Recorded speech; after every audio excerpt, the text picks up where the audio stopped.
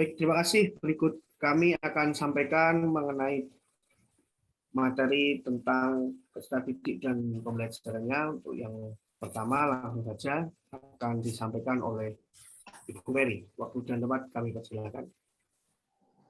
Baik, terima kasih Pak Dika. Di sini saya akan menjawab pertanyaan yang ada pada ruang kolaborasi nomor 1. Oke, silahkan di slide selanjutnya, Pak.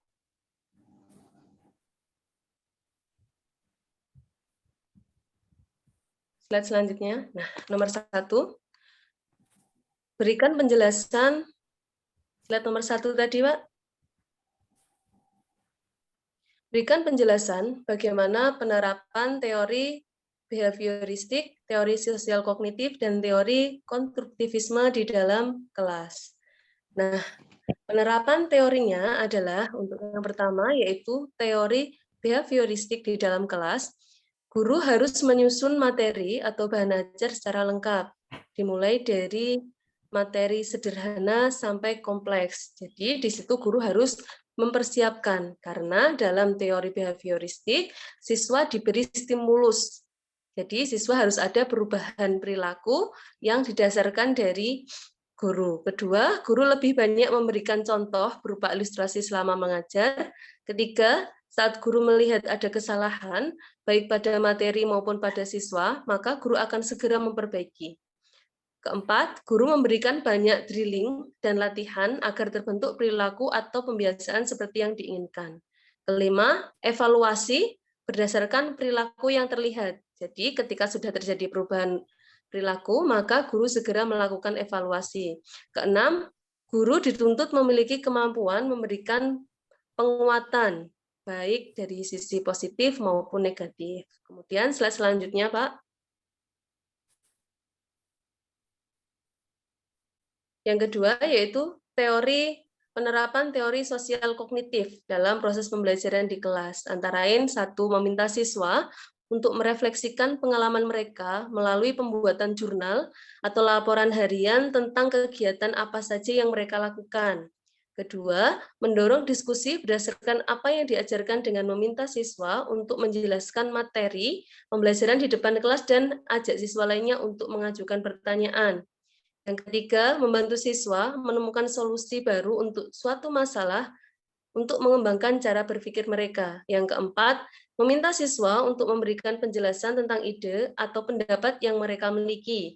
Yang kelima, membantu siswa dalam mengeksplorasi dan memahami bagaimana ide-ide bisa terhubung. Keenam, meningkatkan pemahaman dan ingatan siswa melalui penggunaan visualisasi dan pemahaman dalam menyampaikan materi, bisa dengan video atau penayangan PowerPoint. Selanjutnya, untuk penerapan teori konstruktivisme dalam pembelajaran, antara lain mendorong kemandirian dan inisiatif siswa dalam belajar. Jadi, dengan begitu kita bisa menghargai gagasan atau pemikiran siswa serta mendorong siswa berpikir mandiri. Dengan begitu telah membantu siswa menemukan identitas intelektual mereka. Ya. Yang kedua, guru mengajukan pertanyaan terbuka dan memberikan kesempatan beberapa waktu pada siswa untuk merespon. Jadi, dengan begitu meminta siswa untuk berpikir secara reflektif yang memerlukan waktu yang cukup. Dengan begitu, guru bisa mengajukan pertanyaan dan siswa bisa merespon atau menjawabnya, akan membangun keberhasilan dan melakukan penyelidikan atas informasi yang diterimanya. Keempat, siswa terlibat secara aktif dalam dialog atau diskusi dengan guru dan siswa lainnya.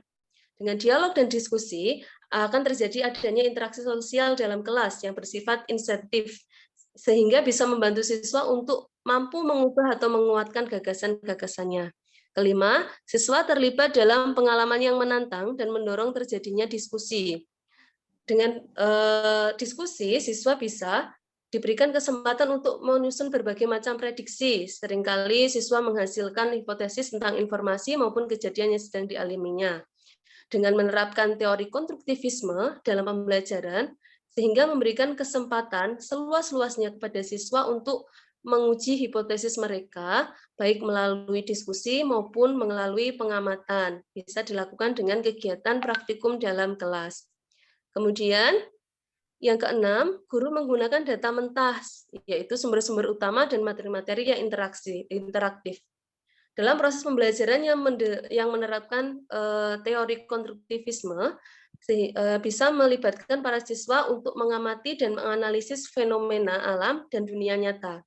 Bisa melalui penayangan video atau melalui kegiatan praktikum dalam materi biologi. Seperti itu adalah penerapan untuk teori behavioristik, teori sosial kognitif, dan teori konstruktivisme. Untuk selanjutnya akan dijelaskan oleh Bu Nilen. Silahkan Bu Nilen. Baik, terima kasih. Saya akan melanjutkan untuk soal nomor 2, yaitu berikan penjelasan model-model pembelajaran apa saja yang terbentuk berdasarkan prinsip konstruktivisme. Perlu kita ketahui, konstruktivisme itu apa dulu, yaitu belajar adalah proses untuk membangun pengetahuan melalui pengalaman nyata dari lapangan. Artinya, peserta didik akan cepat memiliki pengetahuan jika pengetahuan itu dibangun atas dasar realita yang ada dalam masyarakat.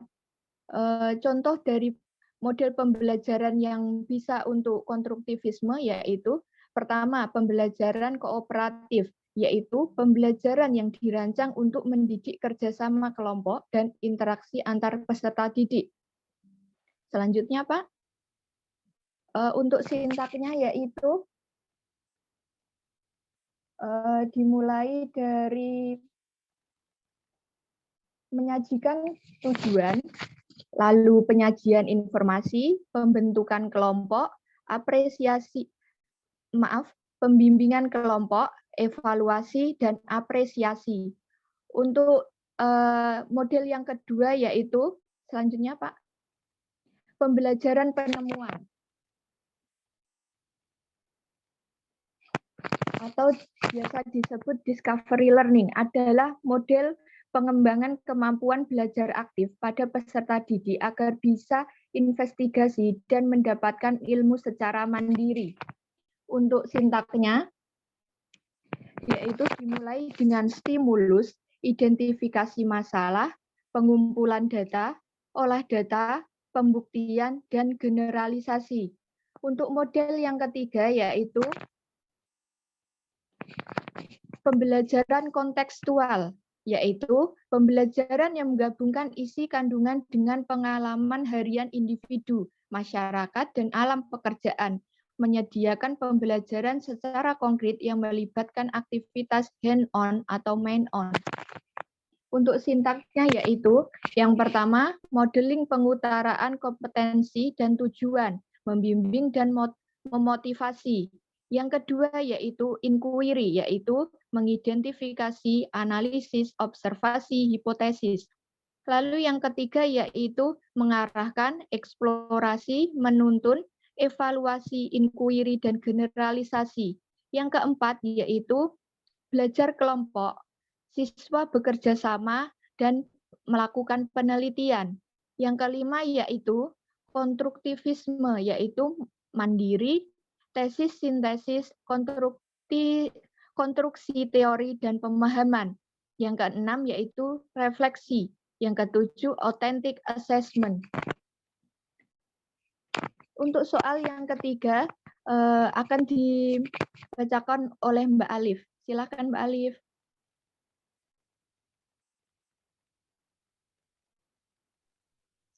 Baik, untuk soal nomor 3, slide selanjutnya.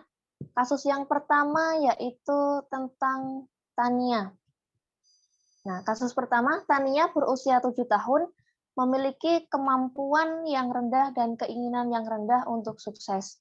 Nah, sebagai guru, bisa memotivasinya dengan cara membangun motivasi pertama secara pendekatan personal. Nah, anak usia 7 tahun ini perlu didekati secara personal dan juga diberikan motivasi belajar secara ekstrinsik dari gurunya terutama. Nah, biasanya anak usia 7 tahun itu akan terngiang-ngiang apa kata gurunya atau apa petuah gurunya, seperti itu. Terus langkah yang kedua yaitu penerimaan. Nah, faktanya anak yang memiliki kemampuan berbeda-beda. Guru harus meyakinkan bahwa si Tania ini dia anak yang istimewa Nah, diyakinkan lagi bahwa kalau dia mau belajar, pasti dia akan menjadi anak yang berhasil. Lalu bisa ditanya, apa impiannya dan juga apa cita-citanya, atau ia ingin menjadi seperti siapa idolanya. Nah, untuk mewujudkan cita-cita atau keinginannya seperti idolanya tersebut, maka dijelaskan juga apa yang harus dia lakukan sesuai dengan bahasa seusianya, dengan bahasa yang sederhana. Nah, supaya apa? Supaya Tania termotivasi untuk menjadi tokoh yang ia idamkan tersebut. Dan yang terakhir, melalui pendampingan dan apresiasi. Pancing Tania untuk melakukan aktualisasi diri di dalam kelas. Misalnya, diminta untuk menjawab pertanyaan. Dan jangan lupa untuk diberikan apresiasi seperti tepuk tangan dari teman-teman, ataupun pujian-pujian kecil atas pencapaiannya ketika di kelas. Lanjut, untuk soal nomor 2, akan dijelaskan oleh Pak Dito. Baik, untuk soal yang kedua yaitu Samuel yang berusia 10 tahun yang bekerja keras untuk menjaga harga dirinya pada tingkat tinggi, tetapi memiliki rasa takut gagal yang kuat. Untuk kasus tersebut itu, sebagai guru kita bisa diberikan motivasi, yaitu dengan cara melakukan pendekatan secara personal, yaitu bahwa kita memberitahu siswa tersebut kalau rasa takut itu tidak ada dimanapun, terkecuali dibuat oleh pikirannya sendiri. Artinya apa? Artinya seseorang itu harus mampu melawan, mampu mempunyai sikap yang pemberani untuk melawan rasa takutnya tersebut. Karena memiliki rasa takut itu hanya akan membuang waktu dengan percuma. Yang kedua adalah kita memberi motivasi lagi bahwa siswa yang pemberani itu adalah siswa yang bisa menyingkirkan rasa takut gagal dalam dirinya. Artinya yaitu siswa tersebut itu kita beri motivasi bahwa dia itu harus memahami bahwa perasaan takut gagal adalah perasaan yang harus disingkirkan karena untuk menuju kesuksesan. Sedangkan perasaan takut gagal itu adalah perasaan orang-orang yang sempit. Nah, sedangkan seorang siswa itu adalah orang yang berpendidikan ya. Makanya kita mendorong dia itu agar dia menanamkan sejak dini bahwa dia harus mempunyai rasa yang kuat untuk melawan rasa takutnya tersebut agar menjadi orang yang sukses. Kemudian yang ketiga, biasanya itu orang merasa takut atau siswa merasa takut itu karena dia membuat atau merasakan mempunyai cita-cita atau target yang terlalu tinggi. Nah, kita sebagai guru, kita bisa memberi masukan kepada siswa tersebut bahwa lebih baik kita mempunyai target yang secara spesifik, yaitu semisal kalau siswa tersebut ingin mendapatkan nilai bagus waktu penilaian harian ataupun dan sebagainya. Kemudian untuk kasus seperti Samuel itu ketika dia menjawab pertanyaan di kelas, yaitu sebaiknya guru bisa memberi apresiasi dengan memberikan poin tambahan, yaitu dalam bentuk nilai, agar Samuel tersebut itu tidak merasa takut gagal atau tidak merasa bahwa usahanya itu akan sia-sia, seperti itu. Selanjutnya akan disampaikan oleh teman saya.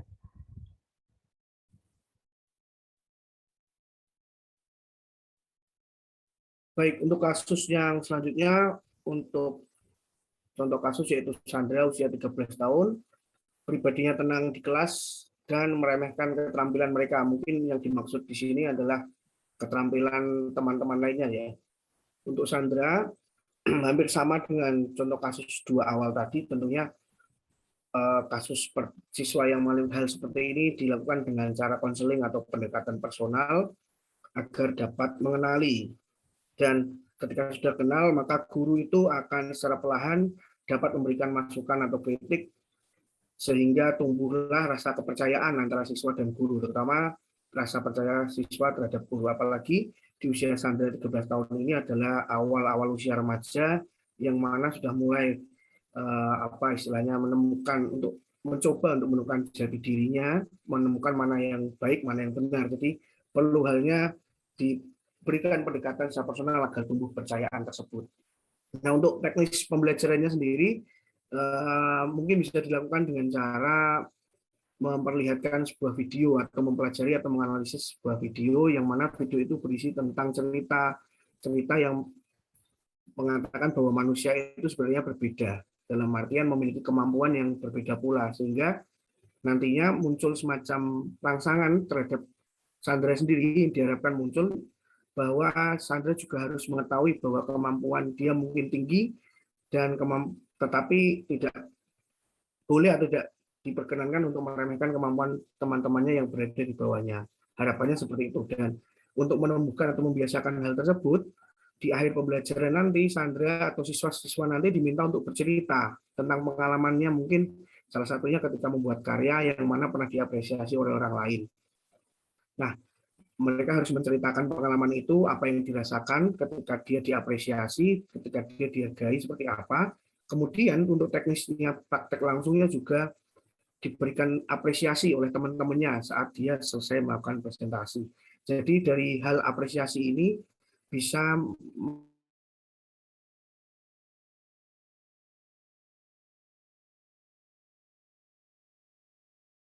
selanjutnya, ini untuk sudah masuk usia remaja menuju dewasa ya, untuk kasus selanjutnya, yaitu untuk next Pak Dito, Robert usia 16 tahun. Ini mungkin kasusnya yang umum terjadi itu sering kita temukan adalah kasus broken home ya. Mungkin kalau di lapangan yaitu menunjukkan sedikit minat di sekolah dan saat ini tinggal bersama dengan bibinya. Berarti sudah terpisahkan dengan orang tuanya.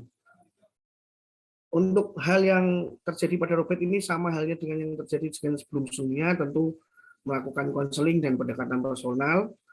Pada kasus Robert ini hampir sama dengan Sandra. Yang pertama mengajak berbicara, tapi yang dibahas akan lebih baik jika yang dibahas adalah hal-hal di luar kegiatan pembelajaran terlebih dahulu. Maksudnya apa? Hal ini bertujuan untuk mengenal Robert dari sisi pribadi. Jadi si Robert akan dibuat senyaman mungkin dengan guru, sehingga nantinya Robert juga akan terbuka ketika ingin bercerita. Apa saja yang dirasakan, apa saja yang dialami, seperti itu. Nah, ketika sudah terbuka atau muncul rasa percaya dan nyaman pada guru tadi, maka barulah guru tadi bisa memasukkan atau memberikan masukan kepada Robert. Salah satunya yaitu yang poin kedua, untuk menjelaskan bahwa ketika Robert di usia sekarang 16 tahun, ini merupakan tingkat belajar yang menuju dewasa.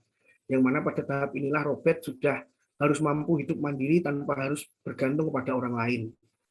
Karena masa depannya sendiri adalah ia yang menentukan. Jadi dimanapun dan di posisi apapun seharusnya Robert sudah harus mulai belajar bahwa dia itu harus berdikari atau berdiri di bawah kakinya sendiri atau hidup secara mandiri. Nah, ini masukan-masukan yang perlu diberikan ketika guru dan siswa tadi sudah timbul rasa kepercayaan. Nah, mungkin untuk teknis di pembelajaran di kelas, agar minat dari si Robert ini muncul dengan tinggi, tentunya harus dibuatlah pembelajaran yang aktif.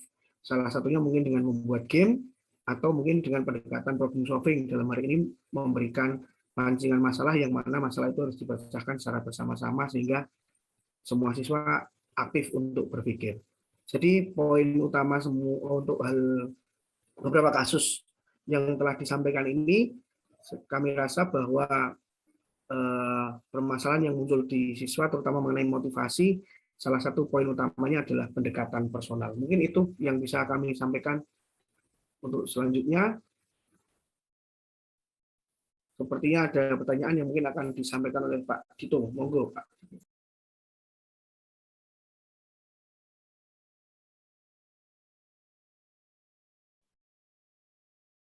Baik, untuk pertanyaan yang pertama yaitu dari kasus yang di atas, saya ingin ikut bertanya tentang kasus yang pernah saya alami saat mengajar dahulu.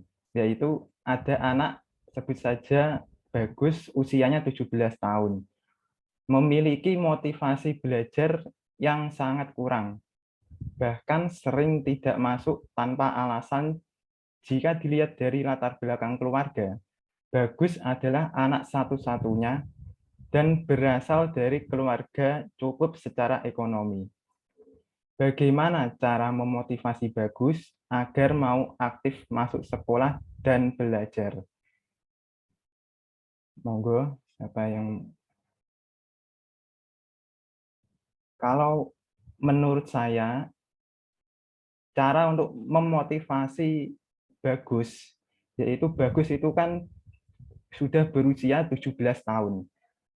Artinya dia sudah menginjak usia yang dewasa. Nah, dalam arti apa? Di sini dilihat bahwa dia memiliki motivasi belajar yang sangat kurang, bahkan sering tidak masuk tanpa alasan. Namun jika dilihat, dia berasal dari latar belakang keluarga yang cukup. Kita melakukan pendekatan personal kepada siswa tersebut, yaitu kepada Bagus, bahwa kita itu menanamkan pentingnya pendidikan tersebut untuk Bagus, dan kita memberikan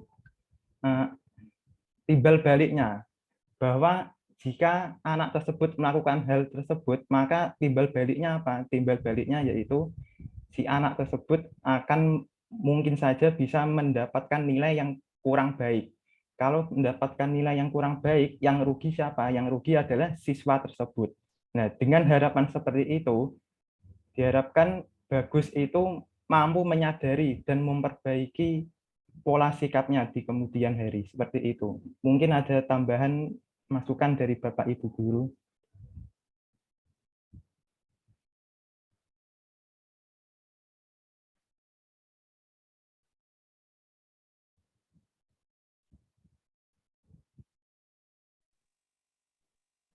Oke, mungkin tambahan sedikit, Pak.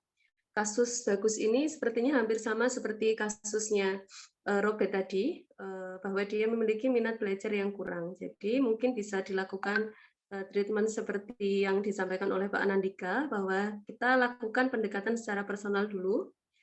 Ketika pendekatan secara personal nanti itu gagal, alangkah baiknya kita mencari tahu di rumah Bagus. Jadi home visit ke rumah Bagus, bertanya kepada orang tuanya, apa yang menyebabkan Bagus itu berperilaku seperti itu. Nah, nanti dari situ kita akan tahu apa penyebabnya. Nah, dari penyebab itu nanti kita bisa berikan solusi kepada Bagus dan pada orang tuanya, seperti itu. Oke, mungkin Pak Nandika sebagai moderator. Ya, sepertinya sudah ya untuk pertanyaannya, saya rasa untuk dua jawaban dari Pak Dito dan Bu Mary, atau mungkin ada tambahan lagi?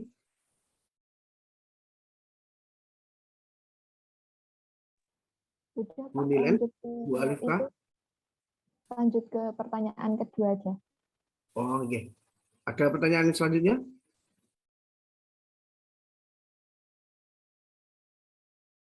Silakan.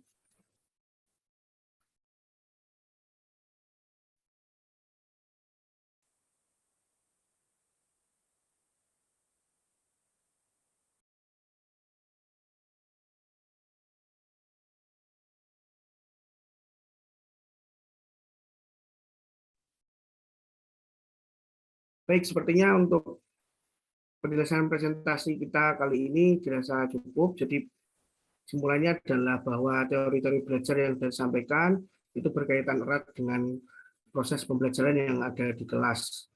Ketika kita sebagai guru nantinya akan melakukan pembelajaran di kelas, tentunya harus memahami beberapa teori atau teori-teori belajar, yang mana teori belajar tersebut harus mampu mendukung keberhasilan siswa dalam memperoleh informasi atau materi belajar. Nah, selain dari teknik atau cara untuk mengajar, tentunya guru juga harus mampu memberikan motivasi atau semacam dorongan kepada siswa agar proses pembelajaran siswa nanti selama di kelas tidak ada hambatan dari hal apapun, baik itu secara di lingkungan maupun masyarakat seperti itu. Jadi mungkin itu yang perlu dipahami. Jadi sebagai seorang guru kita harus mampu melakukan hal-hal tersebut. Mungkin itu dari kami kelompok 2. Untuk lebih jelasnya mungkin nanti akan didiskusikan di kesempatan berikutnya. Mungkin itu bisa saya akhiri untuk presentasi kali ini. Terima kasih untuk partisipasi dari semuanya. Sampai bertemu dan sampai jumpa di kesempatan selanjutnya. Assalamualaikum warahmatullahi wabarakatuh. Waalaikumsalam warahmatullahi wabarakatuh. Waalaikumsalam warahmatullahi wabarakatuh.